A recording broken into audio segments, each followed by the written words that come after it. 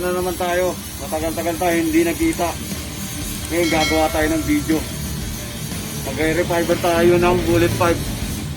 Sabi, ito yung ginagamit namin yung fiber. Para siyang banig. Ito yung ginagamit namin sa seat fan. Pag nagpa-fiber kami sa upuan. Magandang klase ito. Ito, ingat lang kayo sa mga baguhan. Makati talaga to. Siyang higad pag kumapit talaga sa balat. Ito na. Ito, makapal-kapal to. Kumpara sa fiber wool, yung parang bulak, yun yung ginagamit ng mga muffler shop. Medyo mahina ang quality, no? Kasi madaling nasunog compare dito. Makapal-kapal yung hibla na ito. Yung pagkakagawa. Kaya ito yung talagang magandang kalidad para sa muffler. Matagal masunog. Siguro tatagal siya ng mga isang taon.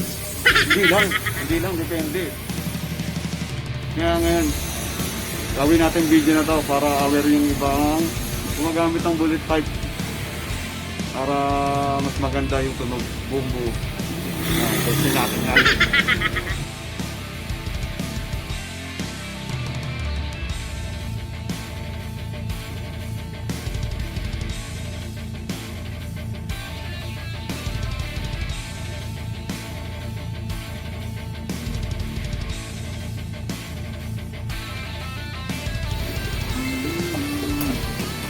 Ang bullet pipe, alam mo naman ng fiber. Ngayon mahirap sa mga gumagawa ng mga muffler. Tinitipid nila sa fiber. Kaya dapat check nyo maigi kung magaan. Malalaman nyo naman yung bullet pipe eh. Pagka magaan yung bullet pipe, ibig sabihin, disikik sa fiber yun, saka tunog pa lang eh. Kung wala pang 1 week, ubos ka agad yung fiber na yan. Pagka nakabili kayo ng ganyan. Kaya buhatin nyo muna. Malalaman nyo sa bigat. Kung medyo mabigat yung bullet pipe, ibig sabihin yung sa fiber. Ganyan lang naman yun.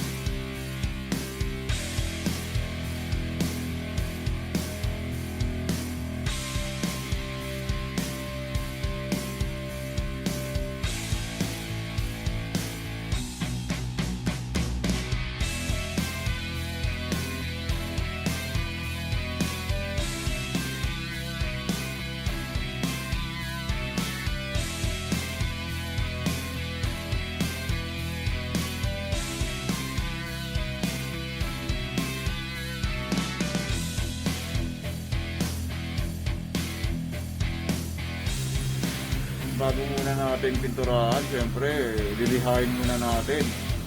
Yan, para magaspang kumapit yung primer na ibubuga natin sa bullet pipe. Ang gagamitin natin pintura yung urethane paint. Ang brand nito is Refiber ang gamit namin yan. Kulay green primer yan, black.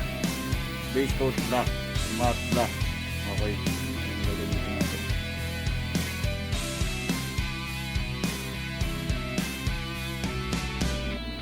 Ayan mga kasabi, nalagyan natin ng thermal wrap bago muna ang lahat. Ibabad muna natin sa tubig para hindi nagliparan yung mga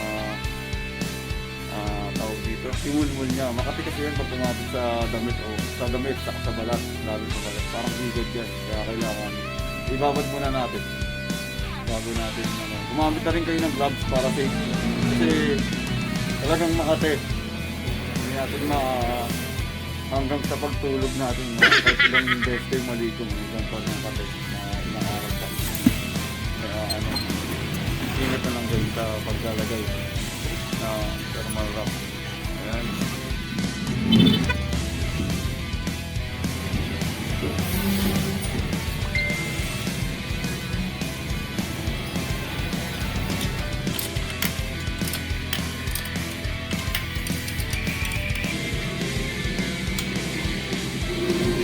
Ayan na, i-start na natin.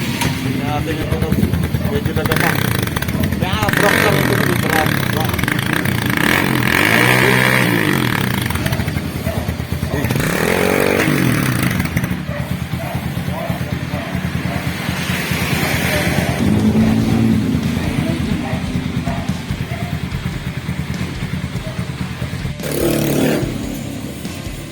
Shout out kay Mr. Lagalag. Shout out kay Bonjak. Shout out din kay Plasimo Uno.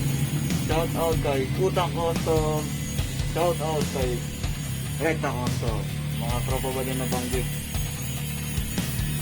Cut na tayo mamaya.